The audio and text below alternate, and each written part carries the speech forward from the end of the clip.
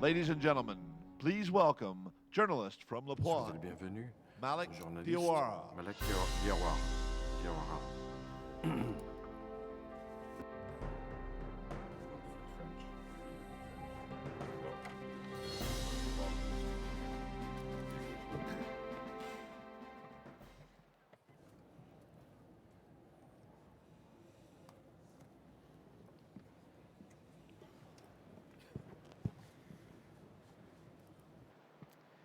Mesdames, Messieurs, le thème qui nous concerne aujourd'hui est celui de la création d'un cadre légal pour l'Afrique de demain. Pour commencer, on peut déjà dire que l'Afrique ne nous a pas attendus pour se lancer dans cette réflexion.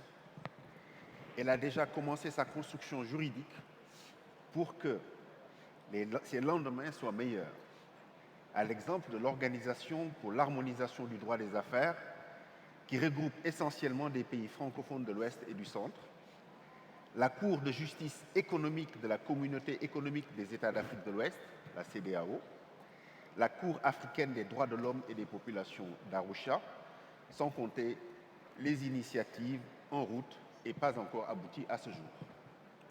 De fait, il apparaît que l'un des éléments essentiels de notre panel est de voir ensemble les voies et moyens de bien mettre en évidence une construction juridique fiable et viable pour l'Afrique dont nous rêvons, l'Afrique qui donne aujourd'hui les signes d'un continent en voie de bouleverser son destin. Il me semble que cette construction ne manquera pas de se faire à plusieurs niveaux. D'abord, à l'intérieur de chaque pays, consolidé, réadapté au contexte culturel, social, économique, politique et sociale locale, la législation qui concerne l'État et ses institutions, l'État dans ses rapports avec les populations, mais aussi les rapports entre personnes morales, publiques et privées, entre personnes physiques aussi. Tout cela dans un contexte d'accélération et de mutation économique du continent africain, dans ses propres structures, mais aussi dans ses rapports avec les mondes extérieurs qui aujourd'hui viennent à lui. Deuxième niveau, ensuite, dans la volonté de créer des complémentarités, voire à harmoniser les législations de manière à accompagner les affaires appelées à plus se développer, l'émigration des populations, pas celle vers le nord, mais entre pays africains, qui elles aussi vont s'accroître puisque l'Afrique est dans une logique d'intégration. Enfin, accompagner la sécurité des pays et des hommes à travers des dispositions contre le terrorisme et les nouvelles criminalités. Puisque nous sommes au NIFA et que l'élément essentiel demeure la formidable opportunité d'un business africain croissant, avec l'intervention de nombre d'opérateurs, économiques bien sûr, politiques sûrement, technologiques à coup sûr, il est donc évident qu'à côté de la bonne gouvernance économique et politique, il faut bâtir une bonne gouvernance juridique qui rende viables et fiables toutes les initiatives prises par ailleurs, tous les investissements aussi. C'est, je crois, pour enrichir ce sillon que nous allons argumenter nos propos dans ce panel.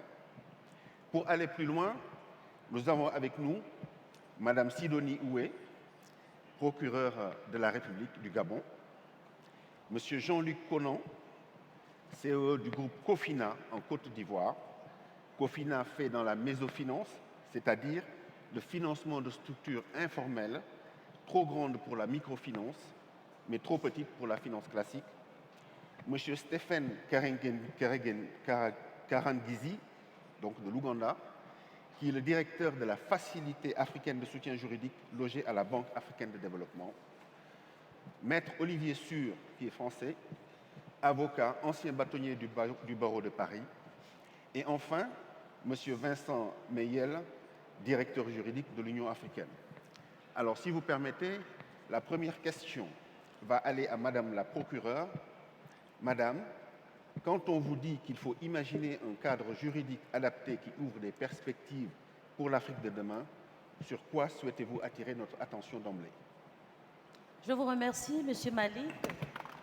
En effet, lorsque la question de mettre en place un cadre juridique pour l'Afrique de demain est posé.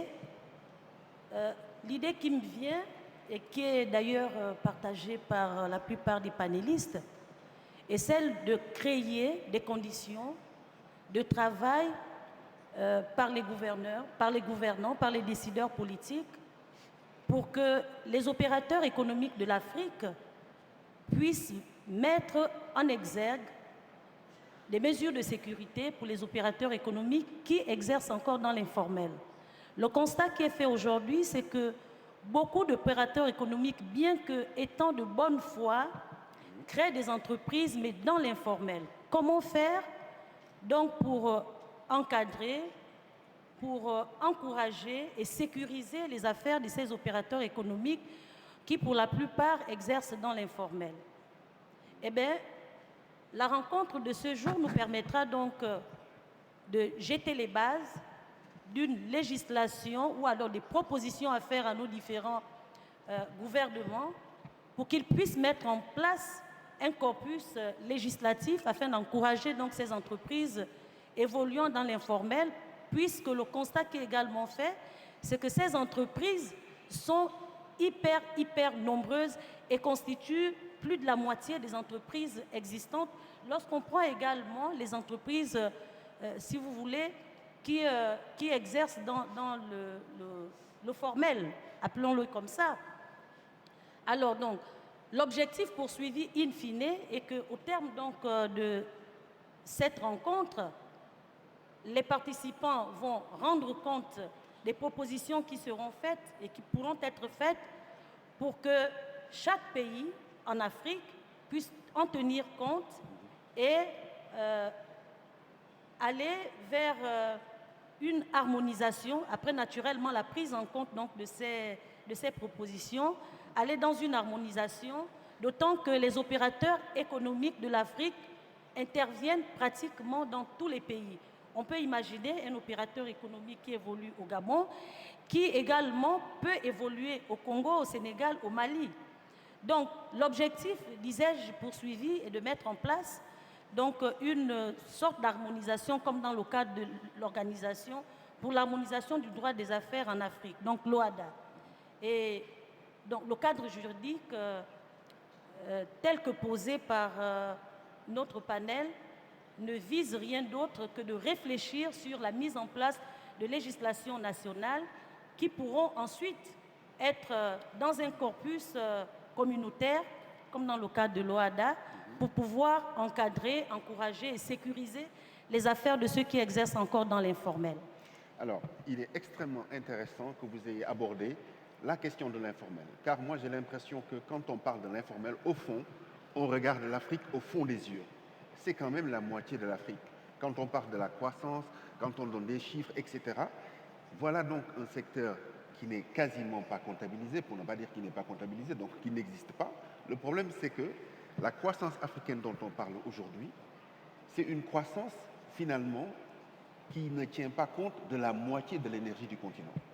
Et puisque le thème du NIFA, cette fois-ci, c'est de parler de l'énergie, donc je pense que c'est extrêmement pertinent d'avoir pu parler dans un premier temps de l'informel. Alors, il y a Jean-Luc Conan, qui est le CEO donc, de Cofina, qui est une structure qui est dans ce qu'on appelle donc la mésofinance, c'est-à-dire des entreprises qui sont trop petites, trop grandes, pardon, pour être financées par le biais de la microfinance, et trop petites pour être financées par des fonds, des structures qui sont des structures classiques de financement. Quel est le regard que vous posez-vous sur l'approche aujourd'hui des États et des différents opérateurs sur le secteur informel? Merci Malik. Effectivement, je me suis dit au début quelle approche donner à ce panel, puisque je suis entouré d'éminents juristes. Et finalement, ne l'étant pas moi-même, je me suis dit, au fond, on va essayer d'aborder ce problème de façon différente. C'est une formidable occasion qui m'est donnée de représenter les entrepreneurs et les opérateurs économiques. On a parlé de 50% dans l'informel. Je pense qu'on est bien loin de la réalité. Aujourd'hui, c'est plus de 90% de nos économies qui sont formées de petites et moyennes entreprises et d'entrepreneurs. Ça veut dire de l'informel et surtout du plus ou moins formel.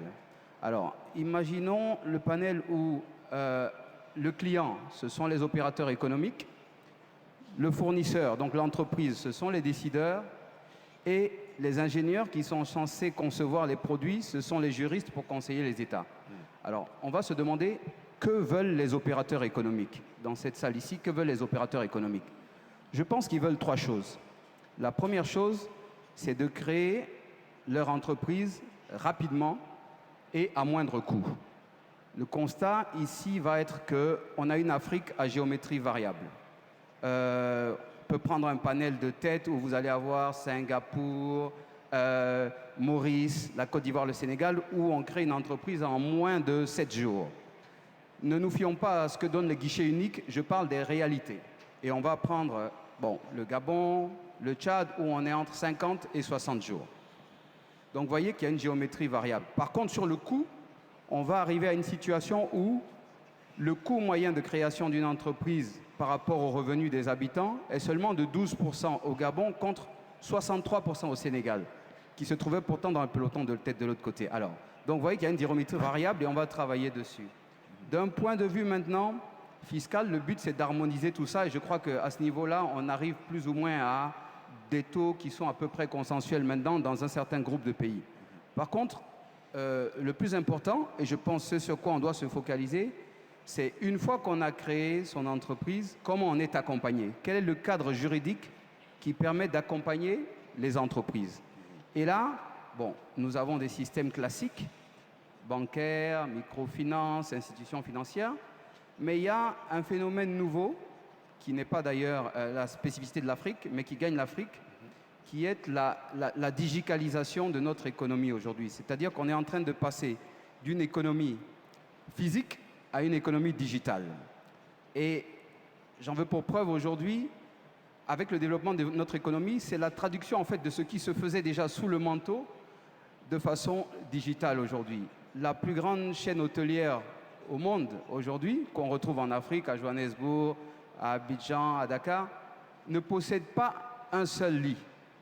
C'est Airbnb, le principe qui permet de louer. Une famille gabonaise peut aller à Paris, à Abidjan, louer un domicile sans même connaître les interlocuteurs, juste par Internet. Et ça permet aujourd'hui de dire que c'est en train de gagner l'Afrique. Il y a 20% de plus d'offres de lits par Airbnb que d'offres de lits par Hilton. Donc vous voyez, c'est en train de changer. Et la législation là doit rattraper parce que c'est déjà en train de se passer aujourd'hui. Si vous faites une amalgame avec ce qui se passe aujourd'hui au marché ici, Montbouet ou dans d'autres marchés, il y a une économie souterraine qui doit être ramenée vers le formel. Et la digitalisation permet de passer de l'informel vers le formel. Donc ce qui fait que, en me résumant, on crée une entreprise, on la digitalise pour ramener ça dans le formel, on est accompagné et ça permet de ramener tout ça dans un cercle formel que je vais appeler un peu le cercle vertueux de l'émergence. Okay. Alors Stéphane Karangizi, vous êtes directeur de la facilité africaine de soutien juridique logée à la Banque africaine. Comment est-ce que, au niveau de votre structure, vous approchez cette question du formel d'un côté, de l'informel de l'autre, et de la manière dont on devra travailler pour harmoniser un peu tout ça? Okay. Thank you very much, Mr. Malik. Merci First beaucoup, of all, M. to make Malik. Clarification, the facility is an independent institution, independent of the bank. We provide support to countries in the context of negotiations and capacity building. With respect to the issue I've raised, I probably wanted to move the debate back, or the discussion back, to the bigger picture. When you are talking about developing legal frameworks, developing legislation, in terms of law, we talk of the law being dynamic. One would expect that you develop legislation, law that is appropriate to your situation in your country or your region. Unfortunately, most of the legislation or the legal frameworks we've developed in Africa have been reactive and have also been repetitive of what others do. In most cases, we copy legislation or laws or legal frameworks handed down to us from other jurisdictions without adapting them to your sans local les conditions. So we adapter aux all had conditions locales. exactly the same Donc, investment nous codes. avions tous We had les exactly the mêmes same codes d'investissement. fiscal laws Nous avions également les which mêmes were lois not fiscales adapted qui to the n'étaient situations pas adaptées aux obtaining situations in the different qui jurisdictions. existent dans les That's how différentes you juridictions. come about having Et that Quand vous dites situation. ça, c'est quand vous where dites ça, you- c'est parce que quand vous dites ça, vous pensez aux législations européennes qui ont Yeah. été importées. Yes. Ok. So Quand vous dites ça, vous exactly. pensez voilà. So Ok. that's why you came about in such a Exactement. situation where the legislation C'est pour cela que did not nous avons address une those administration local où les kind of lois issues you are ne talking about, traitaient the pas des informal sector and problématiques so on. locales telles que le secteur But informel, more par than exemple. the legal frameworks, Mais, I think les the cadres two juridiques, colleagues have touched upon et it, is the nos deux issue collègues en ont of parlé, institutions. You est create la the legal problématique frameworks, institutionnelle. but Vous you do créez not des have cadres the juridiques, institutions mais vous to translate n'élaborez pas that les into institutions the nécessaires necessary, pour transposer benefits, ces for the aspects people. afin An qu'elles enabling environment bénéficient for business, la enabling population. environment Bien for- sûr, for cela également doit investment. créer un environnement When you talk about professionnel, technology, we need actif. to be a bit Et more nous devons donc être proactive un in petit peu terms plus of proactifs adapting en ce qui our concerne legal frameworks l'adaptation de to the notre cadre opportunities juridique which arise. aux opportunités banking. qui sont When you look at disponibles banking, ici. the majority Par exemple, le of our système people bancaire, do lorsque not l'on bank regarde ce and secteur, are not likely to do any banking for les the gens foreseeable n'ont future. pas forcément des But if comptes you see what has bancaires et happened n'en in the ont recent peut-être past, même pas à l'avenir. Where Il mobile faut money voir où has est le been coût de cela. introduced, Et you have banking taking place. That's a form of il y a banking that the dans ordinary certains people pays des are systèmes taking bancaires advantage of. So how do formalisés you et les gens develop your en legal profitent. framework Donc to comment adapt to that élaborer situation? So I le think that's cadre the missing juridique link. I mean, when you qui talk of a permet country justement like Kenya, de régler you have cette 27 problématique du million maillon out of a manquant population of quelque part. 42 million Surtout quand vous avez une that have population de mobile 42 bank millions de accounts. personnes For most of qui ont those people, des comptes 95% mobiles of them, if you ask them if they have a bank account, they will tell you no, et and they are not likely bien to. évidemment, So I ils think that's sont the kind of adaptability bien that we mieux need to armés start que ceux qui n'en ont taking pas. account of. Donc, il Legal faut frameworks that prendre en reflect the compte needs of les the cadres people and juridiques qui building reflètent les institutions besoins des populations that et de will be able construire to des deliver on the institutions expected capables benefits out of the justement de reforms that répondre we à l'appel undertake de ces that are populations accompanied with pour the qu'elles new puissent legal frameworks. bénéficier de tous ces aspects. Est-ce qu'aujourd'hui, vous pouvez nous donner un ou des exemples de pays qui ont déjà fait un peu de chemin dans cette direction et qui pourraient inspirer les autres pays?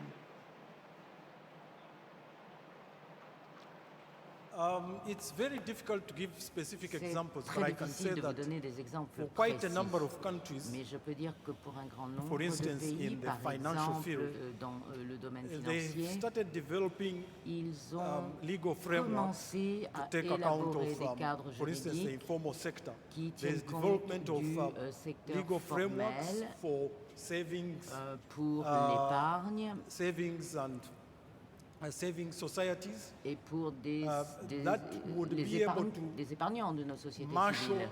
saved resources Qui at smaller pourraient level, bien so sûr that you have lending. récolter des ressources individuelles, I peut-être think à un in East niveau Africa you un have petit peu also moins élevé qu'ailleurs. appropriate legal frameworks being Mais developed for il y a également des microfinance. cadres juridiques appropriés à la But microfinance that qui is sont en talking cours of de the micro développement. level. I think for the Et larger je legal pense frameworks que at pour les cadres national juridiques level, we plus have larges, quite a c'est-à-dire few à l'échelle innovations taking nationale, place. nous avons And we have énormément also had d'innovations qui nous parviennent reaction aujourd'hui. to Et situations c'est where, une for instance, the réaction original à des investment situations où codes les codes all d'investissement provided d'origine for couvraient tous incentives for foreign investors. les, For most of our ce qui countries, pouvait because of the pressure attirer of the les local investissements investors, étrangers. you now have Et more even aujourd'hui, à investment cause des codes pressions exercées that sur les allow investisseurs locaux, il y a encore local davantage de investors to codes be qui recognized permettent with the equal status de and reconnaître benefit from ces the same investisseurs incentives locaux et that donc de were bénéficier des mêmes originally given motivations foreign investors à that never investir. turned up in the first place. Et Or if they turned up, cela took n'existait advantage pas of par the le tax passé holidays because et, we're just et copying the les same investissements, par legislation, exemple, same qui legal pouvaient se faire, then after the tax appliquer les holidays codes ended, des they took anciens off to cadres another state, juridiques, took a seat. So we investissaient now have ici et even repartaient playing avec ces codes dans between d'autres them États. and Donc, local investors. That's the kind of si vous innovations voulez, that we pour need to go towards. attirer Because the les local investisseurs investors never locaux que nous have to devons give them the innover. same Parce qu'il faut leur donner as you les are mêmes giving raisons d'investir que l'on donne aux étrangers. Bien sûr. Maître Pierre-Olivier Sûr, on a parlé de la législation des pays Talked occidentaux about- qui, à certains égards, ont inspiré beaucoup de législation dans les pays du Sud. Vous connaissez l'Europe, vous connaissez la France bien sûr, vous connaissez aussi les pays africains. Quel enseignement tirez-vous finalement de tout ce qui vient d'être dit? Je vous remercie et je suis très heureux de prendre la parole dans ce forum pour vous dire qu'il y a un certain nombre de similitudes qui sont évidentes avec un renversement des forces. Nous avons aujourd'hui deux certitudes. La première certitude, c'est que l'Afrique, dans une génération, comptera 2 milliards d'êtres humains.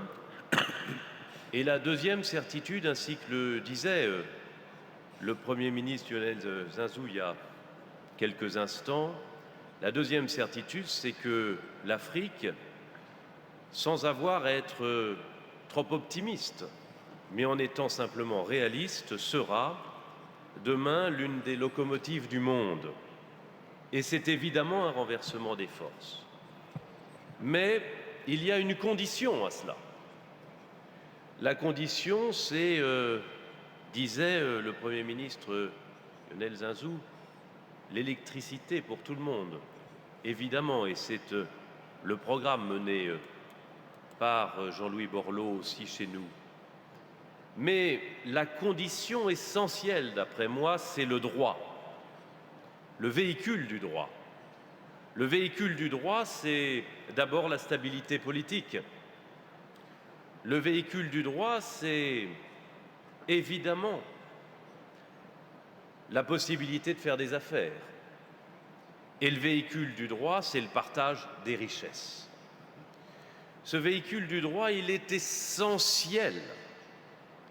Et il faut maintenant se projeter pour voir comment rêver d'une construction juridique par le droit et pour le droit meilleur. Et là, je ne veux donner aucune leçon. Chez nous, en France, la justice ne va pas bien. Chez nous, en France, l'instrument juridique est extrêmement en retard. La preuve, nous sommes, nous Français, condamnés tous les jours par la Cour européenne des droits de l'homme, alors qu'on pensait que la France était en avance. Chez vous,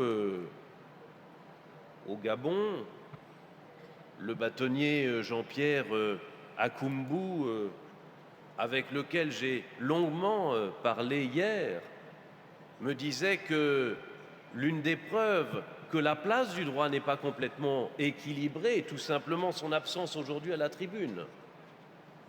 Tandis qu'il y a, et je la salue, Madame le procureur de la République, l'exercice du droit, c'est un vrai équilibre entre le parquet et la défense. L'exercice du droit, c'est une place des avocats au cœur de la société avec leurs bâtonniers.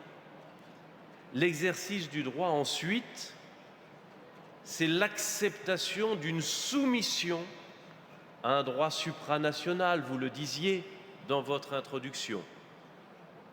La soumission au droit OHADA, évidemment. La soumission aux cours qui protègent les droits de l'homme, qu'elles soient à Abuja ou ailleurs. Et cette intégration par un droit supranational protège aussi contre la corruption à l'intérieur des États membres des juges. Ici au Gabon, chez nous en France, on n'en est pas loin non plus, même si cela se décline d'une façon assez différente. Alors, oui au développement de l'Afrique, oui à une Afrique locomotive du monde et en particulier de notre vieille Europe, mais à condition qu'on passe par le véhicule nécessaire qui est le droit.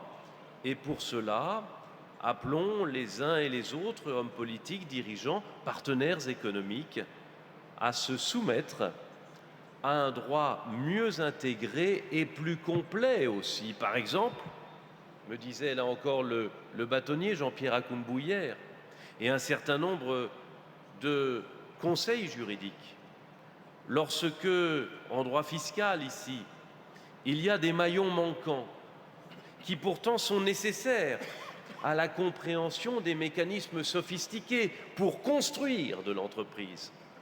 N'allons pas chercher dans le panel des législations françaises et européennes. Construisons du droit ici.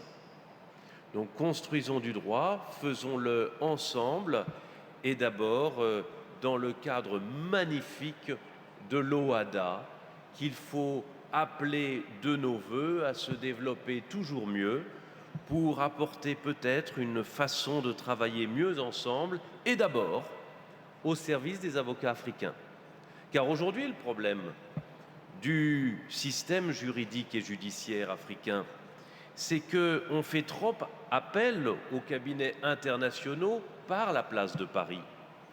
Pour lutter à armes égales, il faut que les barreaux africains réussissent à se rassembler, à élever leurs exigences de formation et de sécurité financière aussi pour les mouvements de fonds qui transitent en marge des procédures, par exemple via nos modèles de CARPA. Voilà un très ambitieux programme, mais une idée forte. Oui, l'Afrique sera la locomotive du monde demain, mais ça passe par le droit. Merci.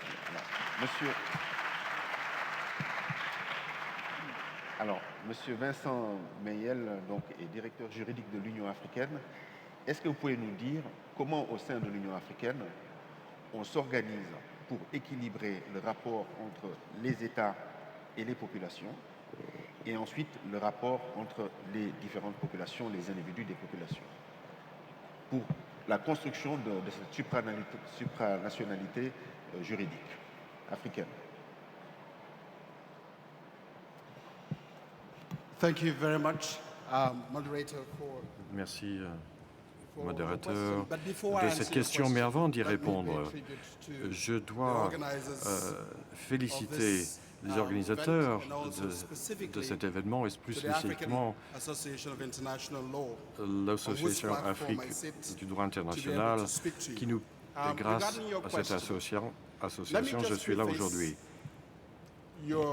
my answer with this. Je dois commencer ma réponse par la déclaration there's anything suivante. Je ne pense new pas about Africa that qu'il y a we need to quelque think chose de about. nouveau The only ici thing new en that Afrique. we need to think Tout ce about qui est de nouveau is for auquel il faut Africa porter to notre think attention, Africa c'est qu'il faut penser Afrique and not et non pas bother ce n'est pas la peine de s'encombrer avec des notions de colonialisme. Il faut parler que à l'Afrique. C'est ça qui est nouveau. Et deuxièmement, en termes du cadre par rapport aux populations d'Afrique, je veux vous rappeler de la vision de l'Union africaine, un Afrique qui est en paix avec lui-même et qui est drivé par ses propres citoyens. Il représente une force dynamique dans le monde et une force dynamique dans les affaires globaux. Cela parle spécifiquement aux besoins de l'Afrique à utiliser ses citoyens pour avoir un effet sur ce qui se passe dans les institutions dans le monde.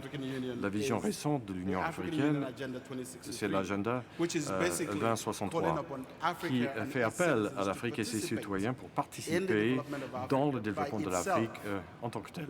Et ça doit être mené par des citoyens africains.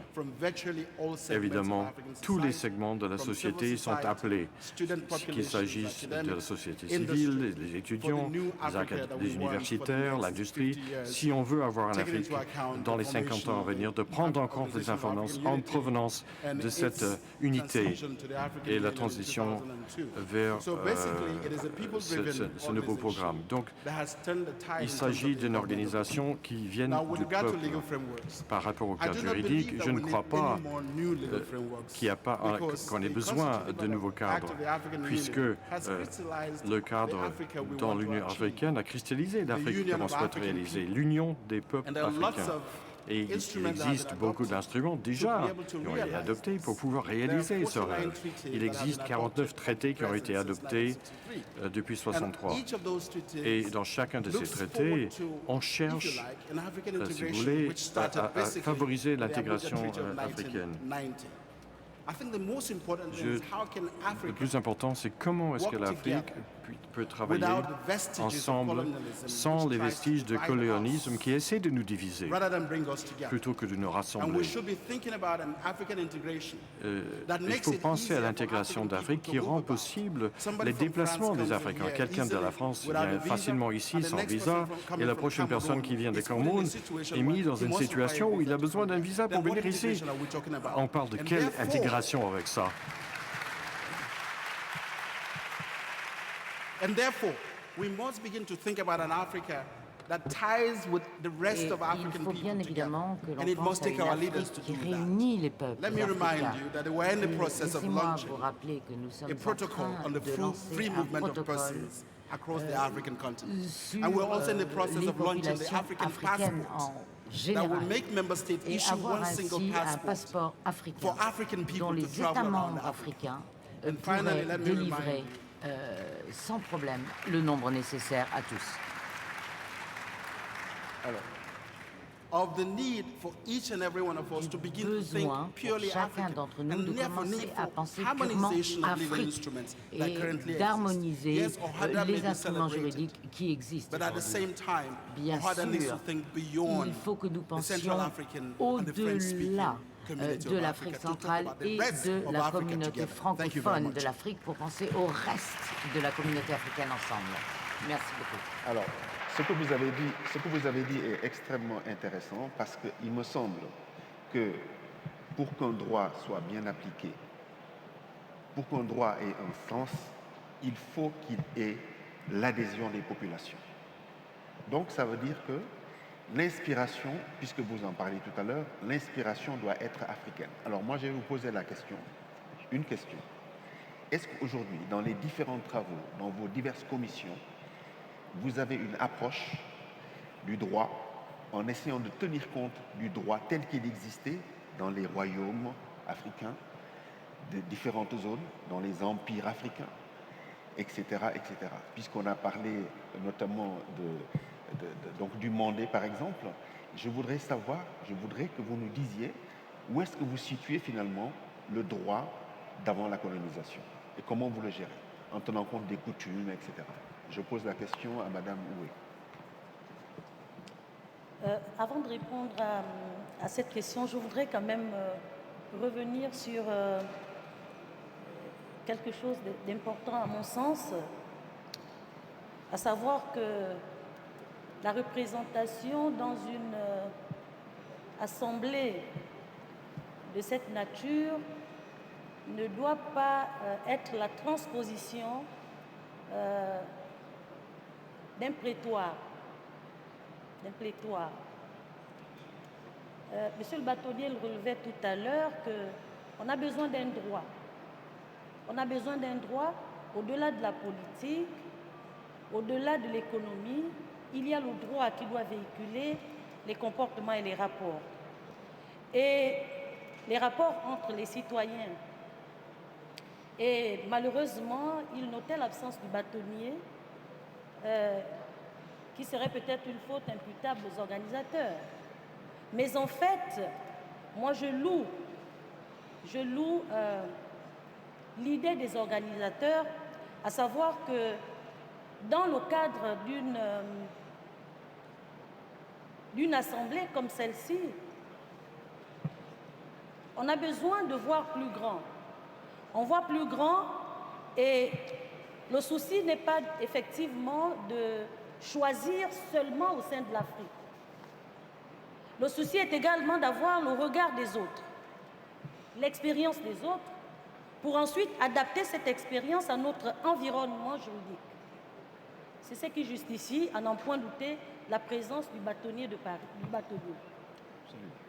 Et la présence du parquet pour tenir compte également de ces observations, à savoir que la place de la défense a tout son sens dans toute organisation humaine qui respecte le droit, m'amène à penser que la défense, dans une vision encore plus grande que celle réduite au Gabon, ne peut pas se limiter au barreau du Gabon. On pouvait tout à fait appeler le bâtonnier du Sénégal. On pouvait tout à fait appeler le bâtonnier du Rwanda, de l'Ouganda, et que sais-je encore, d'un Africain en un mot. C'était important de revenir sur cette question pour justifier, pour que cela ne paraisse pas comme nous le pensons, hein, dans nos tréfonds, que nous avons toujours tendance à aller chercher ailleurs, alors que nous avons également des personnes ressources locales. Alors, pour revenir donc à ce que vous m'avez posé comme question, à savoir si on tenait compte effectivement de nos traditions dans l'élaboration des textes pour, si vous voulez, écarter une idée ou une sous-idée entretenue du colonialisme dans la prise en compte donc, des législations sous-régionales, régionales ou africaines. Je pense que notre culture est une culture orale. C'est une culture orale avec des traditions propres à l'Afrique, mais nous vivons dans un monde ouvert. Ce n'est pas un monde constitué seulement de l'Afrique.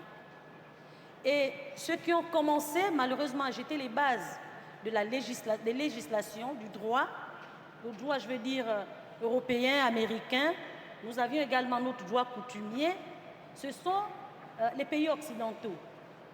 Et de ce fait, je pense qu'il y a un jumelage qui se fait entre nos traditions, donc le droit coutumier, le droit traditionnel, et le droit occidental pour créer un maillage du droit adapté aux réalités donc, de ce que nous faisons.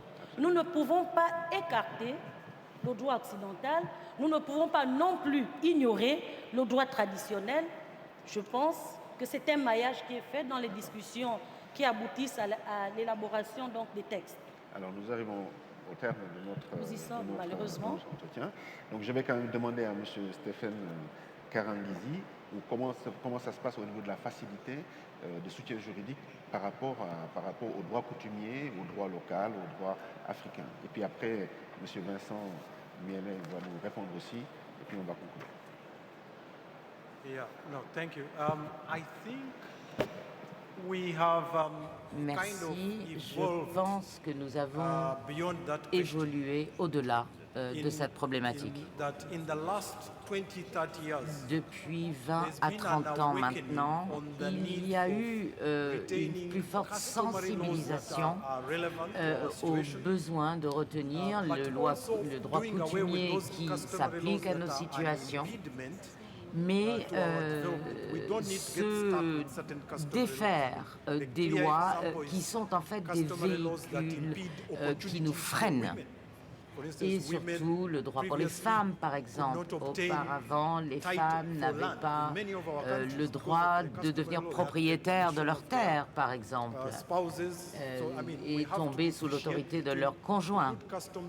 Donc nous devons faire la différence entre les bonnes coutumes et les coutumes qui constituent des obstacles au progrès. Je pense que nous avons dépassé ce problème. Et également, il faut étudier les opportunités qui sont disponibles aujourd'hui. Lorsque nous regardons notre jeunesse, comment traitons-nous de ce problème? Il y a des obstacles qui existent encore en ce qui concerne les cadres juridiques dont nous avons hérité, et c'est-à-dire qui freinent les opportunités et qui pourraient bénéficier à notre jeunesse. Nous avons tous, par exemple, des législations spécifiques aux achats qui, bien sûr, soulignent la compétitivité, mais qui ne donnent pas des avantages à certains secteurs de notre société pour leur permettre d'être inclus dans la mouvance économique de notre pays. Afin, justement, il faut les transformer, ces lois, afin d'inclure les entreprises et au moins 45% en ce qui concerne les achats. Donc il y a également le coût de la perte d'opportunité. Je ne sais pas si vous le savez, mais Western Union prend probablement entre 10 et 20% d'honoraires pour couvrir les coûts déjà élevés, ce qui représente déjà un coût élevé pour les populations qui utilisent les services de Western Union. Et il faut que l'on puisse retenir ce revenu en Afrique. Et nous devons penser aux différences entre le passé et le présent. Et nous devons traiter ces freins. Il faut que nous en parlions, je suis d'accord avec cela. Mais nous devons regarder davantage vers l'avenir. Et nous revenons au problème majeur qui a déjà été identifié. Il ne s'agit pas simplement du cadre juridique, ce que nous appelons maintenant le droit mou, qui n'est pas contraignant. Réduire le coût de faire des affaires, quelque part. Et il ne faudrait pas que les choses soient aussi compliquées. Il faudrait que les entrepreneurs qui cherchent à créer leur entreprise aient un parcours plus simple au niveau des formalités. Et également, il faut élaborer cet environnement qui permet aux entrepreneurs de devenir des entrepreneurs plus facilement.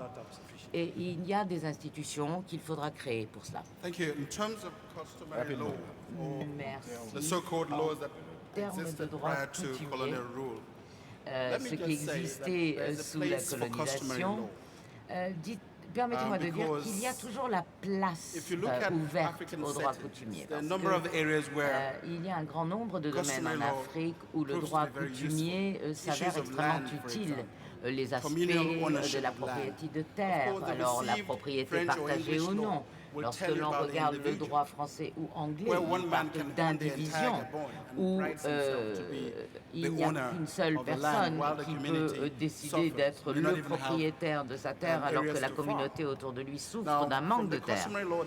Maintenant, sur la base du droit coutumier que je connais, la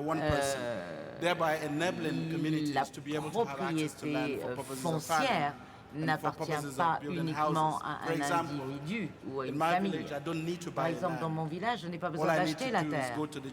Je vois le chef en lui disant « j'ai l'âge, je veux avoir ma propre résidence ». Et le chef dit « c'est formidable et en accord avec notre droit coutumier, nous allons vous accorder cette terre pour construire votre maison ».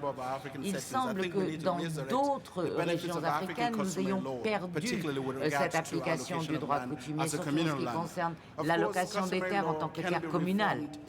Alors on peut effectivement réformer cela sur la base des réalités actuelles, puisque c'est une culture qui est dynamique. Mais en ce qui concerne également le droit et le droit coutumier, il y avait la qualification selon laquelle ce droit coutumier devait ce que l'on appelle au Congo aligné sur l'équité et la bonne foi. Maintenant, il y a un grand nombre de droits coutumiers qui privaient les femmes, par exemple, du droit de succession. Et la loi coutumier peut être appliquée, mais il faut une résolution global pour ça. Et je pense qu'on peut traiter ces aspects au niveau communal beaucoup plus facilement que par le biais des processus juridiques qui peuvent parfois créer des conflits familiaux pour toujours. Merci beaucoup. Merci beaucoup. Alors, on l'aura compris, l'Afrique a une croissance impressionnante. On dit que l'Afrique, c'est le continent de l'avenir. Mais une chose est sûre, au regard des débats et des idées qui ont été avancées ici, l'Afrique ne pourra pas se construire sans elle-même. Elle ne pourra pas se construire sans tenir compte de sa mémoire culturelle, de sa mémoire sociale, de sa mémoire juridique aussi. Et surtout, des réalités, de sa réalité, de la moitié, donc de l'informel, on en a parlé, qui montre que le continent africain a des spécificités. Il faudra certainement tenir compte de cette spécificité ou de ces spécificités pour demain construire un cadre légal qui soit pour l'Afrique de demain, celle dont nous rêvons, c'est-à-dire l'Afrique qui gagne. Je vous remercie.